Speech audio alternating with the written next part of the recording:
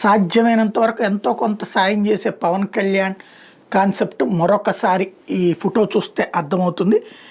పిఠాపురం నియోజకవర్గంలో దాదాపుగా 42 మంది ఎవరైతే అనాథ పిల్లలు వాళ్ళని భగవంతుని పిల్లలు అని పిలుస్తారు పవన్ కళ్యాణ్. ఒక్కొక్కరికి 5,000 రూపాయలు చొప్పున చెక్కులు పంచారు. పిఠాపురం నియోజకవర్గంలో అనాథ పిల్లలకు అండగా వాళ్ళ భవిష్యత్తుకు భరోసా కల్పించాలనే ఉద్దేశంతో స్థానిక శాసనసభ్యుడిగా ప్లస్ రాష్ట్ర ఉప ముఖ్యమంత్రిగా ప్రతి నెల కూడా తనకు వచ్చే జీతాన్ని నియోజకవర్గ పరిధిలో తల్లిదండ్రులు లేని చిన్నారులకు అందజేస్తానని చెప్పేసి పవన్ కళ్యాణ్ ఇంతకుముందే చెప్పారు. మొత్తం ఎంతమంది అని గుర్తిస్తే 42 మంది అనాథ పిల్లలు ఉన్నారు గుర్తించారు. వాళ్ళందరికీ తలా 5,000 రూపాయలు చెప్పాను. కనవాళ్ళకి దూరమై అనాథలుగా మిగిలిన వాళ్ళందరికీ కూడా భగవంతుని పిల్లలుగా పిలుస్తూ పవన్ కళ్యాణ్ వాళ్ళకి చెక్కులు పంపిణీ చేశారు.